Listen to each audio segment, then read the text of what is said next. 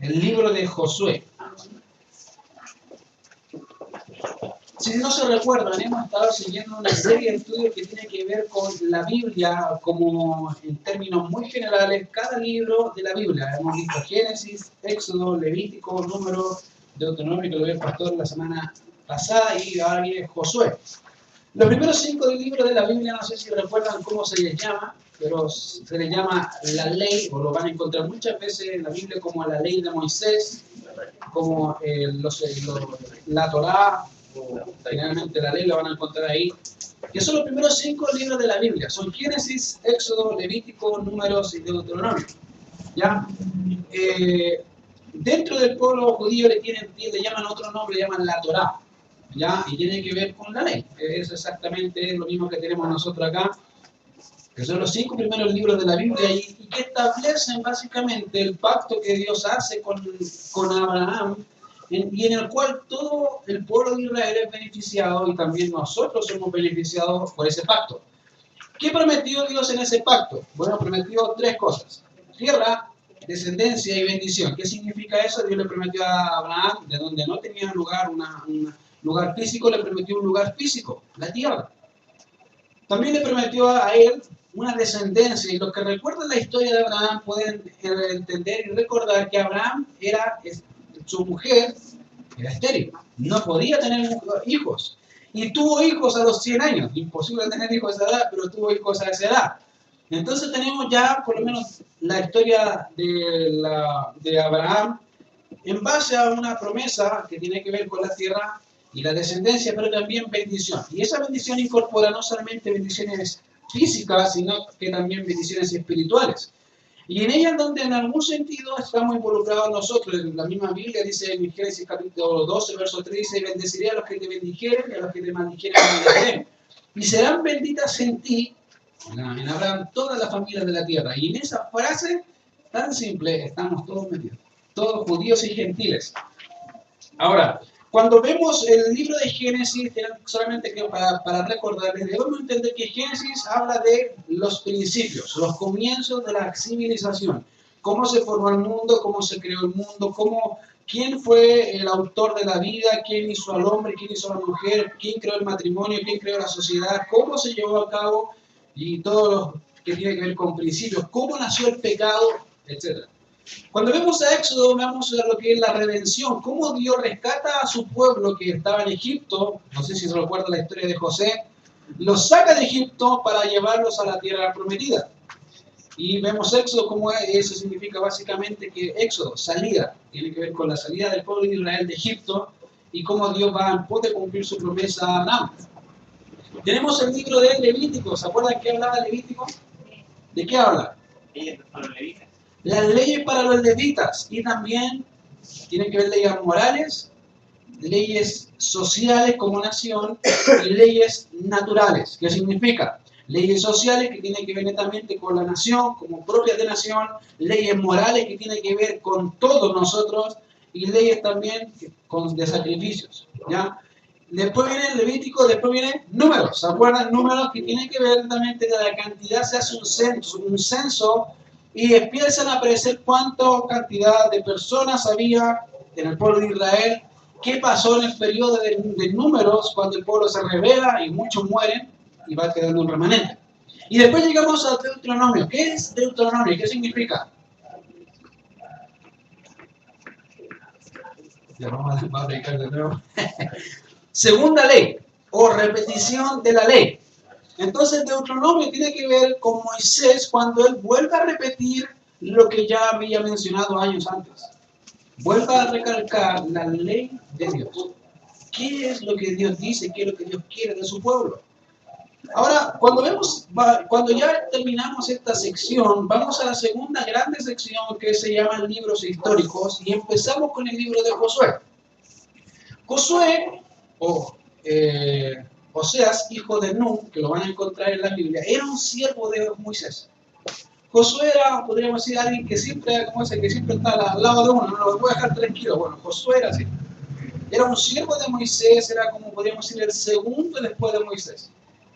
Y Dios lo preparó a mano de Moisés, y la idea de Dios era poder ocupar a Josué a futuro. Ahora, el nombre Josué significa, viene de una raíz que es Yeshua o Jesús, que es muy parecido a la raíz, y significa Dios salva, o Jehová salva. Y muchos piensan que tiene que ver netamente aquí con la liberación del pueblo de Israel, de la salvación como nación o como la conquista. Cuando van al libro de Jueces van a ver un sinfín de peleas y cómo Dios ya no solamente le promete, no solamente cumple su descendencia dada a Abraham, sino que ahora va en pos de cumplir la tierra, a darle la tierra que les prometió. Y por eso le llaman al libro de Jueces, perdón, el libro de Josué, el libro de las conquistas, porque van a ver a Josué batalla tras batalla tras batalla y siempre ganando, siempre ganando, siempre ganando, excepto una vez. Y vamos a comentarlo. Pero para eso vamos a ver un poco lo que es Josué capítulo 1, verso 3 al 9. Dice, Josué 1, 3 al 9, leo para ustedes. Dice, yo os he entregado, como lo había dicho a Moisés, todo lugar que pisare la planta de vuestro pie, desde el desierto y el Líbano hasta el gran río Éufrates, toda la tierra de los heteos hasta el gran mar, donde se pone el sol, será vuestro territorio. Nadie te podrá hacer frente en todos los días de tu vida, como estuve con Moisés, estaré contigo. No te dejaré ni te desampararé. Esfuérzate y sé valiente, porque tú repartirás a este pueblo por heredad la tierra de la cual juré a sus padres que la daría a ellos. Solamente esfuérzate y sé muy valiente para cuidar de hacer conforme a toda la ley de mi siervo Moisés te mandó. No te apartes de ella ni a diestra ni a siniestra, para que seas prosperado en todas las cosas que emprendas. Nunca se apartará de tu boca este libro de la ley, sino que de día y de noche meditarás en él, para que guardes y hagas conforme a todo lo que en él está escrito, porque entonces harás prosperar tu camino y todo te saldrá bien. Mira que te mando que te esfuerces y seas valiente, no temas ni desmayes, porque Jehová tu Dios estará contigo en donde quiera que vayas. Oremos. Señor, te damos gracias por tu palabra y te ruego, Señor, que seas tú hablándonos por medio de ellas. Gracias porque ella, Señor, es una infalible palabra tuya, Señor. Y queremos hoy escuchar lo que tú quieres de nosotros y lo que quieres decirnos, Señor, para cada uno. En Cristo Jesús oramos. Amén. Ahora, una de las palabras que más esperanza, creo yo, más consuelo da a nuestros corazones es la palabra promesa. No sé si alguna vez esa palabra como promesa, te prometo, trae esperanza. Yo creo que ahora no tanto, pero se supone que sí. Generalmente un niño, cuando el padre le dice, te prometo algo, el niño va a acudir con confianza y va a creer lo que el padre dice. Pero ¿cómo definimos la palabra promesa? Y estuve buscando cómo se definía, y se ha definido promesa como un ofrecimiento solemne que hace una persona de cumplir con rectitud y fidelidad un determinado o una determinada labor. En simples palabras, es un decreto, es una palabra o algo que se promete o que se dice con un fin de cumplir exactamente lo que he dicho. Ahora, la fidelidad o de la promesa y su cumplimiento obviamente será determinada por el carácter de la persona, ¿cierto? Si yo veo a uno que me dice, no, si yo te prometo que yo voy a llegar temprano y siempre llega tarde, yo voy a decir, ya, el día que llegue temprano va a llover, ¿cierto? ¿Por qué? Porque su conducta me dice que lo que dice no lo cumple. Por lo tanto, la promesa está condicionada al carácter de la persona. Ahora, ¿cuán seguros podemos estar de que Dios, nuestro Dios, el Dios de Israel, cumple y cumplirá cada una de sus promesas? La pregunta es ¿por qué? Porque Él es fiel, ¿cierto? Ahora, imaginemos en algún instante, y me estuve pensando sobre algunos momentos en que Dios dijo ciertas cosas y las cumplió.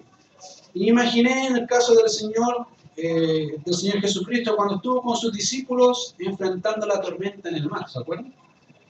Y dice, vayan al bote, y él se subió y dice que estaba durmiendo, se quedó dormido en la barca. Pero él antes de decir algo les dijo, pasemos al otro lado, ¿se acuerdan? Yo creo que esa palabra la pasamos tan desapercibido que no entendemos realmente lo que él quiso decir. ¿Por qué? Fíjense que cuando él dice pasemos al otro lado, sin duda parece un simple hecho aislado acerca de las palabras del maestro, pero en realidad esto rectifica su autoridad y muestra la fe de los discípulos. ¿Qué significa?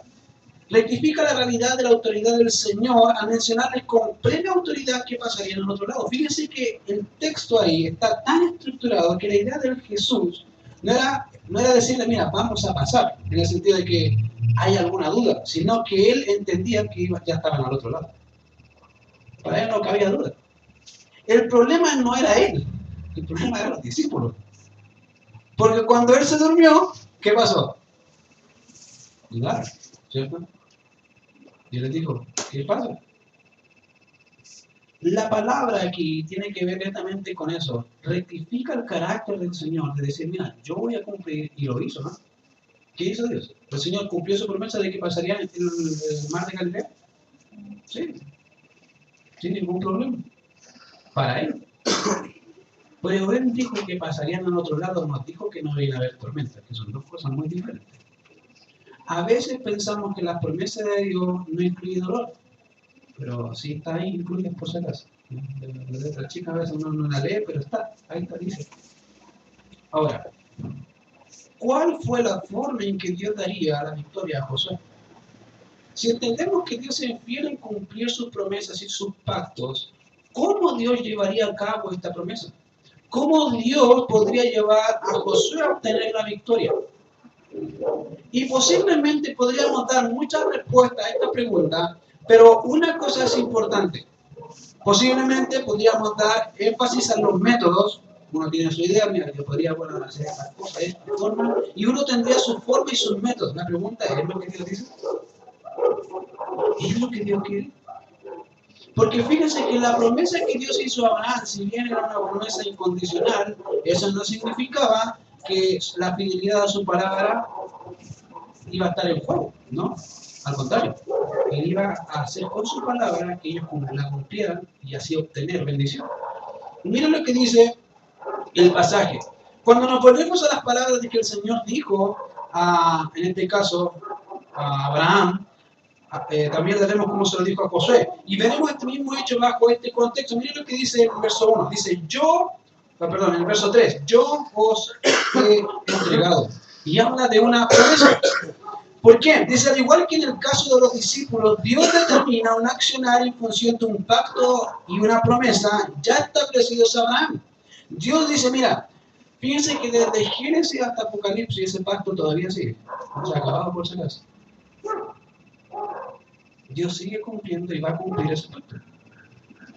Muchos piensan que Dios dejó de trabajar con Israel. No, Dios siempre cumple su pacto.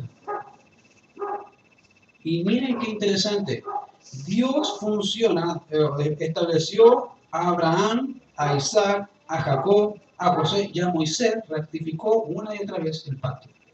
Yo voy a hacer lo que dije. Yo voy a hacer lo que dije. Y esto implica que Dios no solo va a cumplir su promesa, sino que es un participante activo en el cumplimiento de esta promesa. Yo no creo que Dios sea como un Dios que dice, ya, ok, te prometo algo y no hago nada, hago tú todo. No, al contrario, cuando son promesas incondicionales, Dios está en juego. ¿Qué significa? Dios promete, Dios cumple. ¿Qué significa? Significa que cuando Dios hizo el pacto con Abraham, antiguamente se hacían formas de pactos en que ellos se llegaron a un acuerdo. ¿Cuáles eran? Normalmente eran pactos de sangre. Si lo vieron alguna vez, en Génesis capítulo 15, la Biblia dice que una llama de fuego ardiendo caminaba o se movía entre medio de los animales que Abraham cortó. Hizo pedazos. Y eso significaba que era un pacto de sangre. ¿En qué consistía este pacto? Consistía en que ambas personas que entraban en el pacto, cruzaban estos sacrificios ya muertos, ya partidos, y el que no cumplía el pacto moría. A ese nivel. Lo bueno del texto es que dice que Abraham se quedó dormido y el único que pasó por ahí fue Dios. Por eso decimos que cuando Dios hizo un pacto a Abraham, fue un pacto netamente de Dios hacia él, incondicional. No fue que Abraham hizo algo, ¿no? Dijo, yo te voy a bendecir. ¿Y por qué quiero hacerlo? Dios estableció ese pacto y esto implica que no solo va a cumplir su promesa, sino que es un participante activo en el cumplimiento de la promesa. Esto, si bien tiene como punto cumplir su pacto y a su vez muestra una estrecha relación en lo que es su bendición y por ende su obrar en ella, como la obediencia del pueblo en hacer lo que él ya había establecido en su palabra. Es un juego, en simples palabras, son dos parámetros. Uno es lo que Dios hace y una cosa es lo que el hombre hace. ¿Me entienden? Y esa es la cosa interesante acá, porque a veces pensamos que las promesas de Dios van a estar netamente excluidas. ¿Qué significa? Dios hace todo y yo no hago nada. Y eso es un gran error. Porque el hecho de que yo no haga nada voy a recibir, nada va a salir, ¿cierto? Cuando yo aplico obediencia al pacto o a las promesas que Dios me ha dado, puedo esperar bendición, porque estoy en pro de hacer lo que Dios quiere que haga. Eso implica obediencia. Ahora, Dios estableció un pacto al pueblo de Israel, que era no solamente un pacto condicional con Abraham, sino que en Deuteronomio hace un pacto condicional con Israel.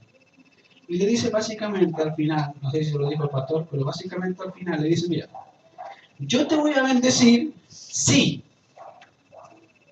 Y empieza la dieta bien grande, dice, si hace esto, si hace esto, si hace esto, si hace... en simples palabras, si guardas mi palabra, yo te bendigo. Y yo te voy a maldecir cuando en vez de hacer lo que yo te mando, haces todo lo contrario. Ese es un pacto condicional. Está netamente condicionado a la actitud del pueblo en respuesta en obediencia a Dios. Ahora, he aquí lo que dijo el Señor. Mira lo que dice. Si observamos detenidamente el párrafo del versículo 3, dice, vamos a ver algo bien interesante. Dice, no, fíjense que el párrafo dice, como lo había dicho a Moisés. Y esa misma frase, muy similar, aparece en el verso 5. Si tienen en su Biblia van a ver una frase que dice algo muy similar, que dice así, como estuve con Moisés. Y en el versículo 3 dice, como lo había dicho a Moisés. Muy parecido.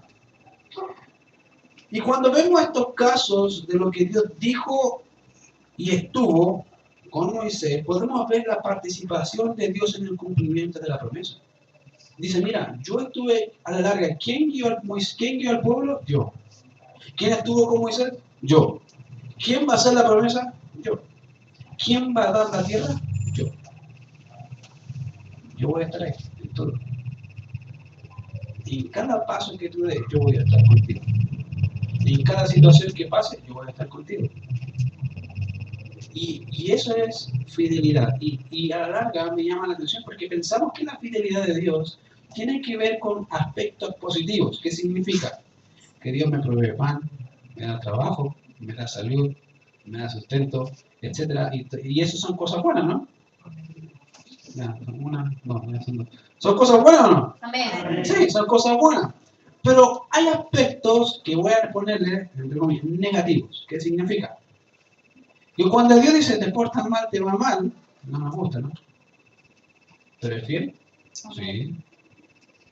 Dios va a ser fiel a lo que Él dice. La Biblia dice que el padre al hijo que ama disciplina, ¿cierto? Así Dios hace exactamente con nosotros. Entonces, simple palabras, si te portas mal, te dice yo, te castigo. ¿Hasta cuándo? Hasta que te arrepientas. Hasta que en tu corazón baje el orgullo que reconozca que yo soy Dios. Y ahí es donde no nos gusta la fidelidad de Dios. Ahí como que ya no nos gusta hacer que Dios sea tan fiel. Porque Dios implica su fidelidad, no solamente toca aspectos positivos de nuestra vida, sino aquellos que nos hacen sufrir, porque el sufrimiento es parte de la fidelidad de Dios también. En ese aspecto. Fíjense que Dios dijo, yo voy a estar contigo, ¿sí? ¿Sabemos que Dios está con nosotros también o no? Amén. No.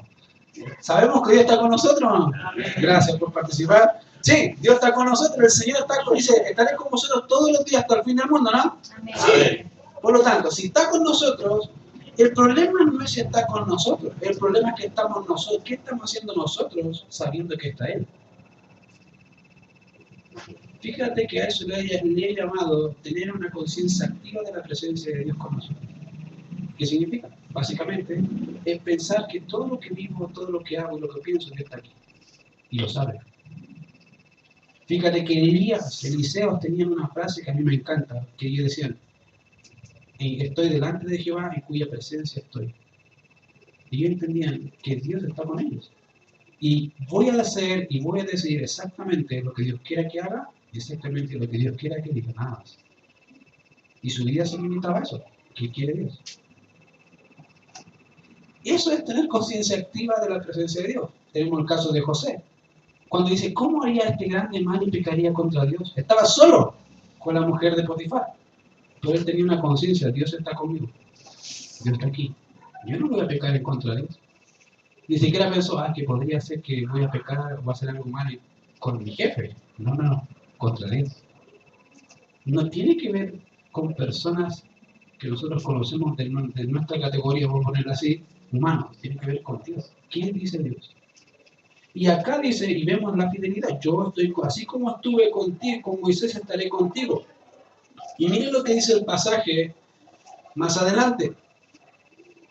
Todo lo dice, yo os he entregado como una promesa de cumplimiento que lo va a hacer, como lo había dicho Moisés, todo lugar que pisare la planta de vuestro pie. ¿Desde dónde? ¿De dónde hasta dónde, Dios? Bueno, Dios dice, desde el desierto y el Líbano hasta el gran río Éufrates, toda la tierra de los Eteos hasta el gran mar donde se pone el sol, será vuestro territorio. Y Dios le había dicho a Moisés en Deuteronomio capítulo 11, verso 24, dice, todo lugar que pisare la planta de vuestro pie será vuestro, desde el desierto hasta el Líbano, desde el río Éufrates hasta el mar occidental será vuestro territorio. En simples palabras, Josué, Dios le está repitiendo las mismas palabras que le dijo a Moisés, le dijo, mira, esas palabras no caen al piso, que quiere decir no se van a cumplir, se van a cumplir. Yo les voy a dar ese territorio, yo voy a decir cómo se ganan las batallas, yo soy el que pelea por ustedes, yo soy.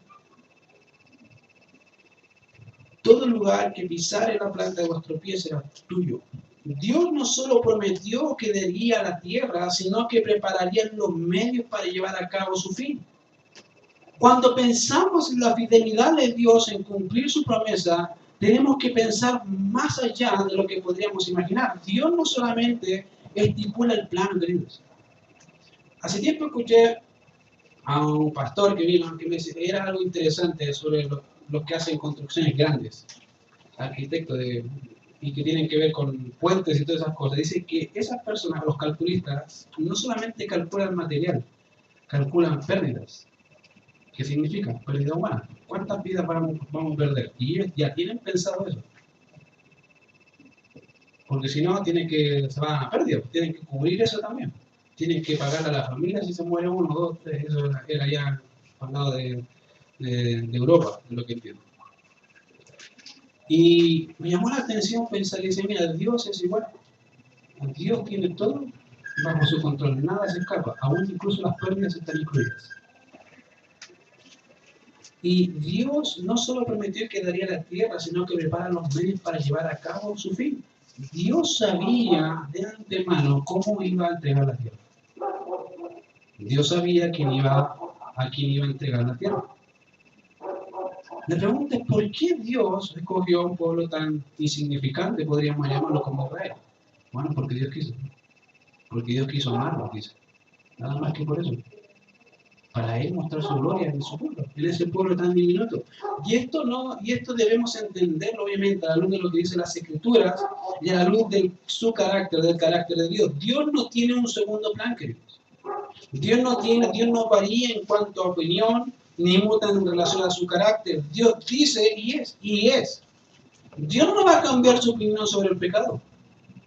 Dios no va a cambiar su opinión sobre su carácter, sobre su persona, sobre lo que Él ha hecho y lo que seguirá haciendo. Dios no va a cambiar su opinión.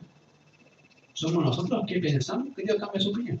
Pero Dios sigue diciendo esto es pecado desde que empezó hasta el fin. Sigue siendo pecado. Yo sigo siendo Dios desde el principio al fin. Digan lo que digan, yo sigo siendo el mismo. Ayer, hoy y por los siglos. No hay otro como yo. Cuando pensamos que Dios ha variado en sus promesas, entonces estamos desconociendo a Dios, porque Dios no varía en sus promesas. Ejemplo, hace tiempo atrás pregunté, hablando con un hermano, y me decía, mira, no sonáis el yugo desigual. Ese pasaje, me gusta ese pasaje porque normalmente siempre lo sacan de contexto. Y hablaba de parejas de de unos hermanos que tienen que ver que se iban a casar y que eran creyentes ambos. Mira, no son a ese yugo, dice igual con los incrédulos. Dije, ok, hay cosa, dice con los incrédulos. Y ellos son creyentes. Y él me decía, sí, pero tienen como planes diferentes. Sí, pero son creyentes. Y decía, mira, a la luz de la Biblia, Dios nunca maldice un matrimonio.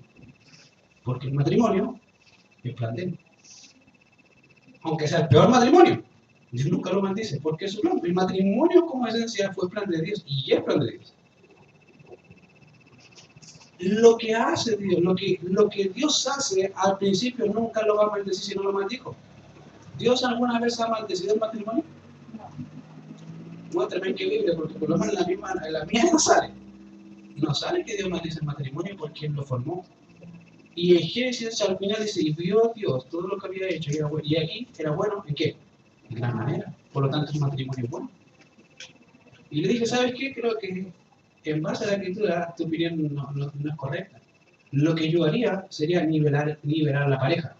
Tomar al más débil y subirlo al nivel del más fuerte. No cortarlo, porque Dios nunca lo ha cortado. Y es verdad, a veces creemos que dice algo la Biblia que no dice. Y estamos yendo en contra de la misma Biblia por algo que el texto no dice. Ahora, fíjense que eso muestra la fidelidad de Dios. Dios sigue diciendo lo mismo del matrimonio.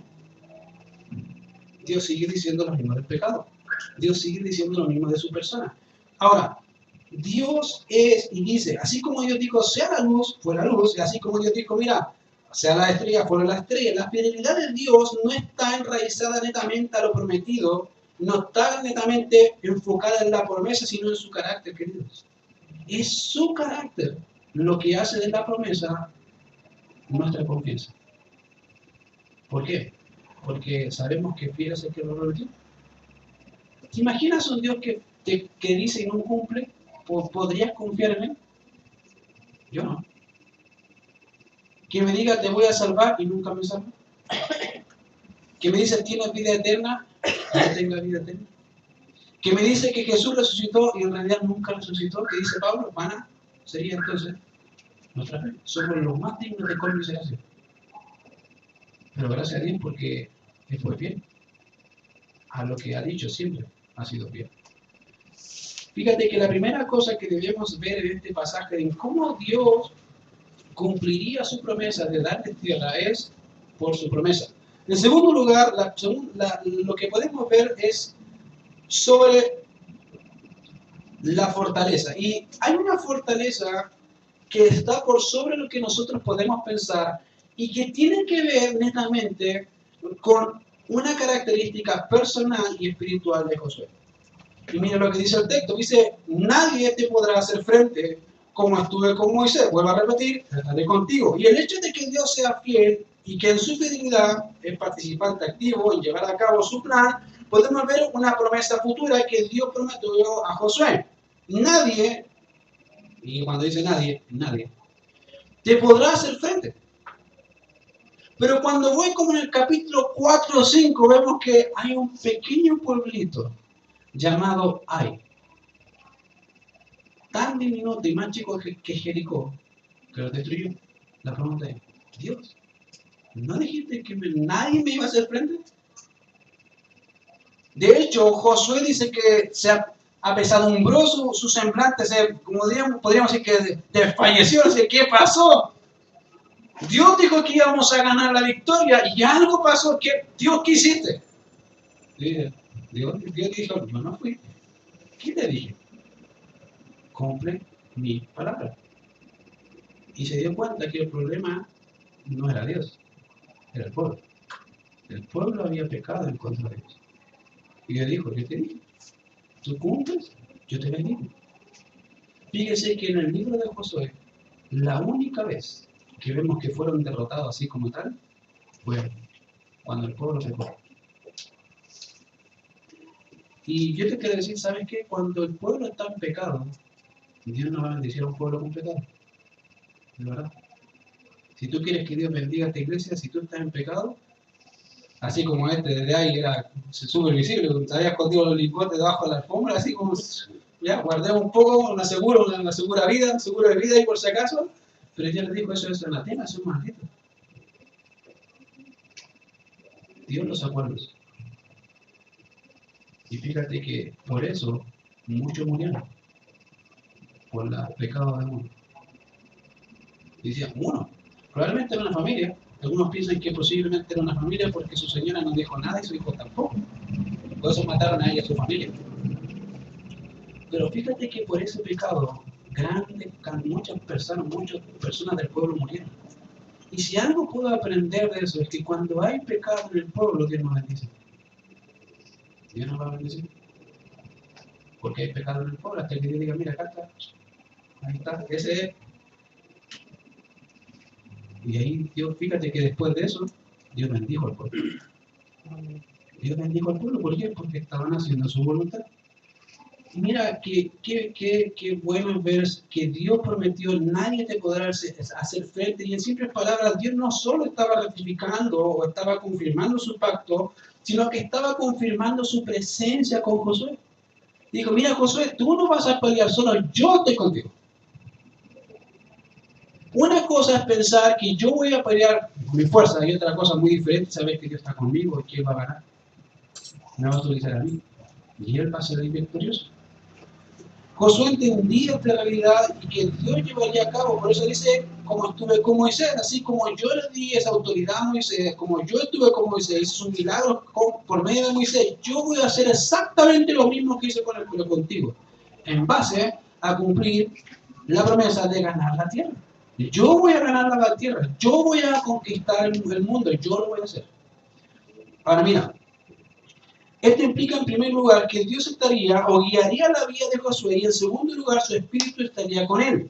Pero esta promesa residía en un compromiso doble con relación al carácter y con relación a Dios, al carácter de Josué y con relación a la relación que Josué tenía con Dios. Fíjense que cuando hablamos de carácter, quiere decir que a cualidades que debía desempeñar para llevar a cabo la labor que era repartir la tierra.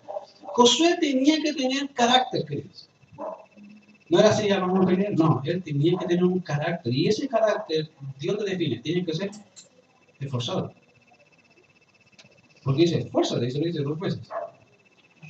Dice, esfuérzate y sé valiente. Ahí tienen las dos características. Primera, esfuérzate.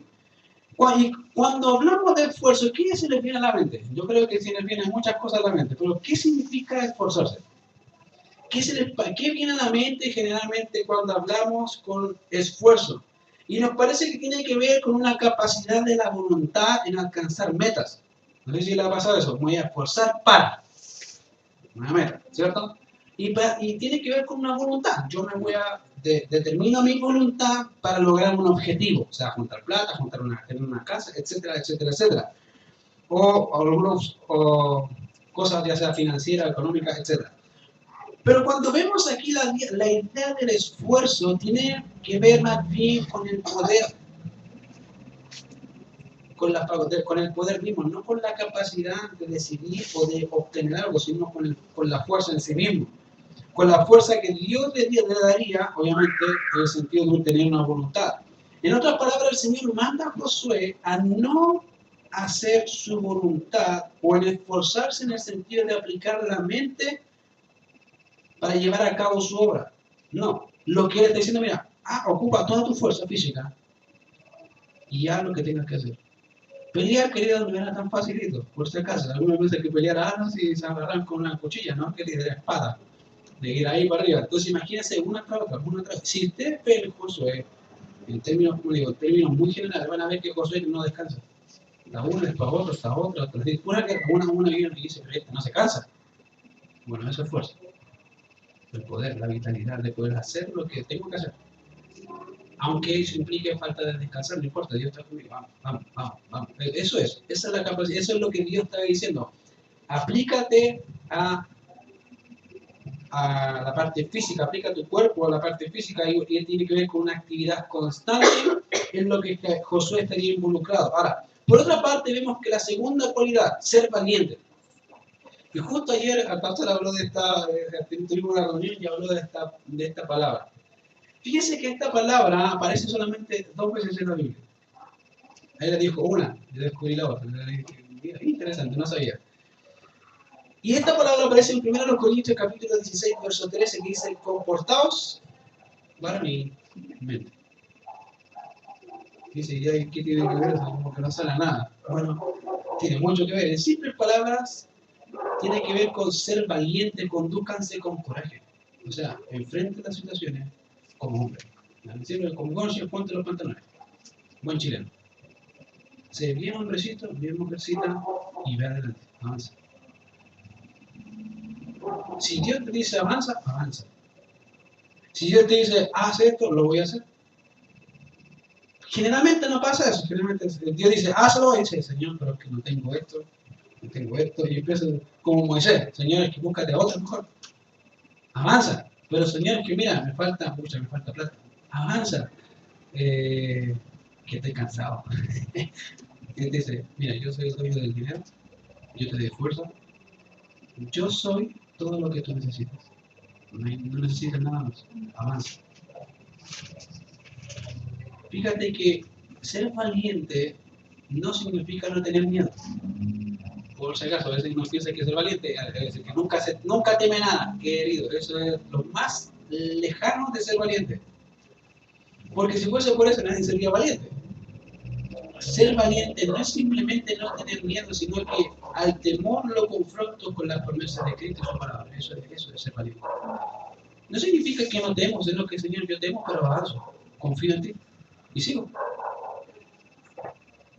Eso lo aprendí hace mucho tiempo. Y todavía me sigo recordando. Ser valiente no es no temer, sino avanzar a pesar del temor. Y ahí está lo difícil. Porque a veces el temor nos gana. Y fíjense que hay algo en la vida que he aprendido que es el verdadero amor echa fuera el temor. Si hay temor, ¿cuánto amas? Creo que sería la respuesta de cada uno. Si hay temor en tu corazón por hacer lo que Dios dice, entonces ¿cuánto amas a Dios? No digo que no tengas temor, sino que puede que el temor te paralice. Y la Biblia dice que el temor del hombre pondrá lazo.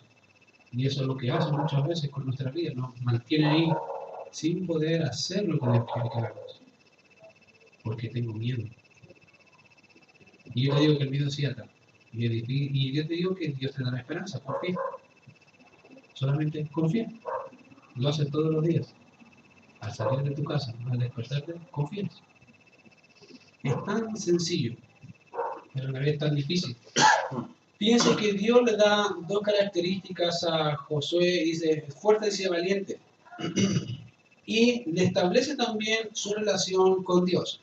Y cuando pensamos, no sé si alguna vez han pensado o han construido, por lo menos Raúl creo que posiblemente ha construido casa, alguna de ese tipo de cosas, pero cuando pensamos en hacer una casa debemos entender el esfuerzo que amerita la labor, ¿cierto? Yo por lo menos estuve hace tiempo atrás hablando con un pastor ayudándole a hacer una casa y me gustaba pero quedaba cansado. ¿Por qué? Porque es normal. Sea una labor ya sea física o intelectual, debemos entender el costo que nos llevará a hacer una casa. Ahora, una cosa es entender el costo físico o monetario o cualquier otro costo, y otra muy distinta puede ser el costo espiritual, porque fíjense que siempre hay costos de los dos lados.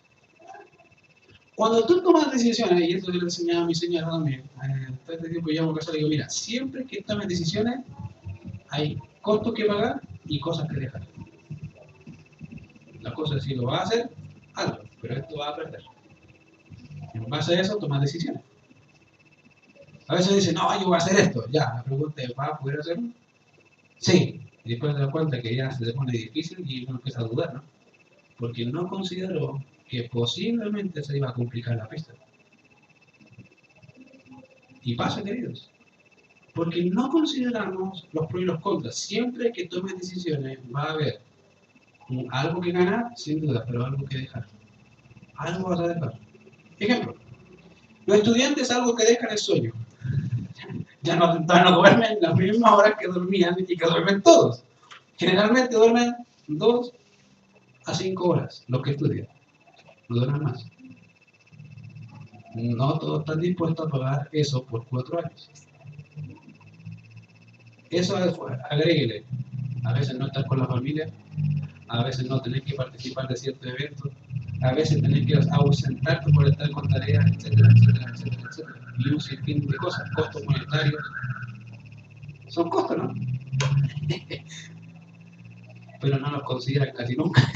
Casi no voy a estudiar, voy a estudiar. Van al primer año y ya están muriéndose. Porque no consideran el costo, es costo. Y eso cuesta. Cuando alguien entiende eso, puede entender algo. Dios obviamente le dice, mira, esto te va a costar una parte que tiene que ver física, tu cuerpo, pero hay una cosa que es más importante que eso, que es la parte espiritual. Y Dios enfatiza esta parte poniéndole una palabra, dice, solamente. Y aquí es exclusivo el Señor en decirle a José, mira, solamente esfuérzate y sé muy valiente. La pregunta es, si Dios le dijo, mira, esfuérzate y sé valiente en el sentido de que va a ganar la batalla, ¿en qué sentido ahora Dios le dice a Josué, esfuérzate y sé valiente? Y mira lo que dice el texto. Para cuidar de hacer conforme a todo lo que está escrito. Imagínense, si ya es difícil concentrarse en una batalla, ¿cuánto más concentrarse en que cada una de ellas sea la voluntad de Dios? Porque si no han leído las leyes, no podían, por ejemplo, los que mataban tenían que bañarse, tenían que cuidarse de ciertas situaciones, de ciertos eventos, no podían comer sangre, etcétera, etcétera. Y era largo la lista, es bien larga. Y en eso José tenía que estar siempre viendo, observando qué dice Dios, qué dice Dios. ¿Vamos a ganar? Sí, pero ¿qué dice Dios? ¿Vamos a pelear? ¿Qué dice Dios? Y Dios le dice solamente una cosa, más que la otra. Esfuérzate en hacer, en cuidar. Mire, y cuando hablamos de cuidar, ¿qué es cuidar? ¿Cómo podemos entender cuidar? Y más de uno ha tenido o le han regalado ciertas cosas que sobre todo las mujeres, el hombre no somos tan cuidadosos con ciertas cosas, pero las mujeres me he fijado que me dicen, mira, súper cuidadosa con cosas que ellas son de ellas, que son como cosas de sus, a veces son, en las casas de mujeres son cosas de sus hijos que le regalaron hace muchos años cuando eran niños. Yo todavía veo a la señora que saca cabello cuando yo era bebé y lo tiene guardado y dice, que yo a mí se boté la foto. A mí tiene sentido, pelo, ¿para qué quiero pelo? Pero para las mujeres es algo especial, pero lo cuidan, lo atesoran. Y los hombres también tenemos no solamente, sino que cuidamos recuerdos. Hay cosas que nos dejaron marcados y nos permiten recordar ciertos acontecimientos que nos dan gozo. O a veces alguna otra cosa, o fotos o cosas por el estilo que nos permitan ver, recordar lo que yo hice. Bueno, generalmente cuando tenemos esos recuerdos, lo que hacemos es limpiarlo, cuidarlo, que nadie lo toque, que casi esté ahí metido donde nadie pueda hacerle ningún mal. Bueno, de igual manera, cuando Dios manda a José a cuidar, quiere dar a conocer su actitud. No es que voy a cuidar la Biblia para que nadie la lea, no, por si acaso. Tiene que ver con la actitud en que Josué iba a ir a la palabra. Así como la mujer se cuida y tiene una actitud muy cuidadosa a aquello que aprecia, así Josué debía apreciar la palabra, con cuidado, con amor, con ternura. Porque no era cualquier palabra, era la palabra de Dios. Y Dios dice, mira, es la actitud tuya la que me importa, no la actitud externa de cómo me comporto ritualmente, sino cómo era su actitud interna, cómo él miraba la palabra, cómo él disfrutaba la palabra, cómo él veía a Dios en la palabra. Fíjate que el salmista habla de esto en el Salmo 51, cuando se ve confrontado y asume su responsabilidad de pecado, dice, porque no quiere sacrificio que yo le daría. Él entendía algo, yo puedo ofrecer sacrificio a Dios, yo puedo hacerlo. Acá dice, ¿quieres holocaustos? Los sacrificios de Dios son. Y dice, mira, yo puedo darte sacrificio, pero hay uno que le encanta a Dios. Hay uno que es por sobre todas. Y dice, los sacrificios de Dios son el espíritu quebrantado, al corazón contrito y humillado, no despreciarás tú, Dios. Ese es el sacrificio. Y Esa era la actitud que Dios quería que Josué fuera en la palabra. No con altanería, no como queriendo saber más que Dios, porque a veces pasa que sabemos más que Dios. No sé si somos más necios o más parecidos al diablo en esta situación, pero pretendemos creer y o pensar mejor las situaciones que Dios. Bueno, esa no es la actitud correcta para orar, ni siquiera para acercarte a Dios. ¿Por qué? Porque la actitud es un corazón contrito, Señor. Yo no soy nada. Fíjense que ese es un estado de contrición, es algo que te inunda el corazón de humillación, de reconocer que Él es Dios, que Él es por sobre todo y que yo no soy nada. Fíjate que una de las bienaventuranzas, y dice bien particular, bienaventurados los pobres, en espíritu. ¿Cuándo un pobre feliz? Bueno, Dios dice, sí, un pobre en espíritu, que clama a mí día y noche sabiendo que de mí puede tener todo. Que reconoce que no puede hacer nada sin mí. Ese es feliz, dichoso, gozoso. En caso contrario, es un desdichado. Alguien que cree ser feliz, pero no lo es. Fíjate que esta actitud implica obviamente una obediencia a Dios en sumisión a lo que Dios quiere hacer contigo. Y fíjate que el texto también dice de cuidar y ahora viene la parte difícil, de hacer. Y ahí es donde uno dice, ya, de cuidar una puede ir con la actitud correcta, pero ahora de hacer, ¿qué debo hacer? Bueno, Dios dice, esto hay que hacerlo. Y eso es la cosa difícil. ¿Qué cosa debo hacer? Toda la ley. Toda la ley, ¿sí? Toda la ley. Todo lo que está escrito ahí, tienes que hacerlo a la letra. ¿No ven? Sí, por eso creo que Dios hizo énfasis. Solamente fuérzate y sé valiente en guardar, en este caso en cuidar y hacer. Todo lo que yo te he dicho, todo lo que está escrito, cada parte. La fuente obviamente de la victoria de Josué, o que Josué experimentaría, estaría total y absolutamente relacionado con su obediencia y observancia de la ley de Dios. Dios le dijo, mira, mientras tú lleves tu vida en forma que la que yo quiero, como un sacrificio acepto ante mí, y seas obediente a eso, yo te doy victoria. Yo te doy victoria. Dedícate a hacer lo primero y yo te doy lo otro. Fíjate que generalmente hay una oración que hace mucho tiempo, gana la hora, si te levantas la hora, decía el Señor, hay un salmo que dice, deleítate a sí mismo en Jehová. ¿Y cuál dice la segunda parte? Y Él te concederá el corazón, ¿cierto? Qué hermoso. Pero generalmente decimos, Señor, quiero las peticiones de mi corazón y después me deleita en ti. No lo decimos, pero con las palabras casi le estamos diciendo, Señor, me interesan más las cosas que tú me das que tú. Fíjate cuánto tiempo pasamos pidiendo. Y vas a darte cuenta que somos más tirados a pedir a Dios tanto en vez de decir gracias Señor y hablar con Él de tantas cosas que tienes que hablar con Dios. ¿Te fijas? Somos tan interesados en las cosas y no en el Dios que las da. Bueno, acá dice el texto era lo correcto. Dios dice, mira, dedícate a hacer mi ley, disfrútalo, gózate en ella y yo te bendigo. Buscad primeramente el reino de Dios y su justicia y todas las cosas se añadirán. Dedícate a eso. No te dice, haz solamente eso, por si acaso, porque si no diría solamente haz eso y lo dice, pero enfatizando una actividad, pero él tenía que hacer dos. Una, conquistar la tierra, y otra, esforzarse por guardar la ley. Ambas importantes, la una no era sin la otra, porque si Dios, él no iba a decir, no, voy a esperar en Dios, y decir, ya, porque lo te mandé a ti. Tú tienes que ir a conquistar la tierra, si yo te puse a ti, pero Señor, tengo que leer, sí, pero también tienes que hacer.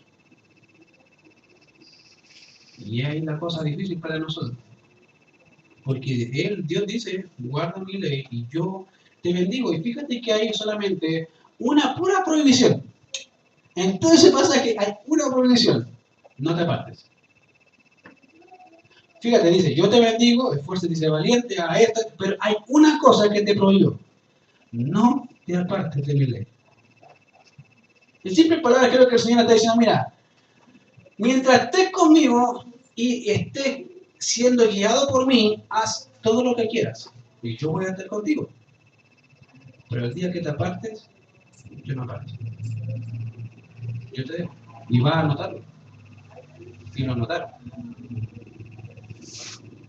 Fíjate que a pesar de todo eso, Dios le promete una recompensa al pueblo. Ya Él dice, nunca se apartará de tu boca este libro de la ley, sino que de día y de noche meditarás de él, para que guardes y hagas conforme a todo lo que está escrito. Entonces harás prosperar tu camino y todo te saldrá bien. Fíjate, dice, entonces, después de todo, entonces después que haga todo esto, yo te voy a prosperar.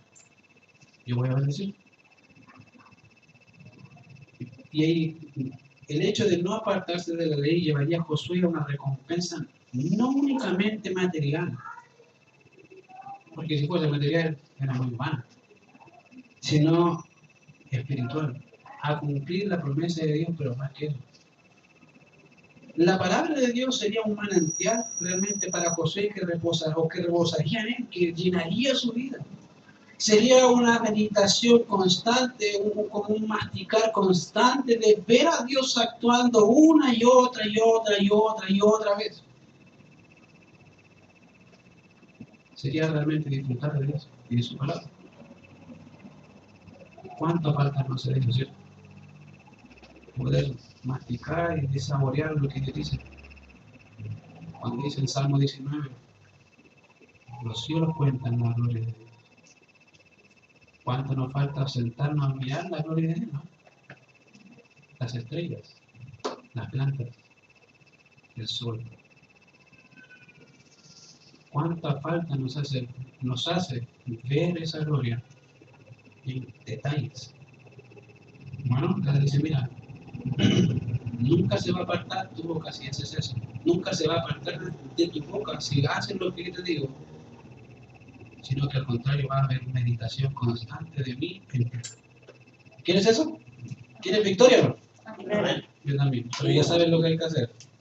Dedicarse a Dios. ¿Oremos? Señor, te damos gracias por este tiempo.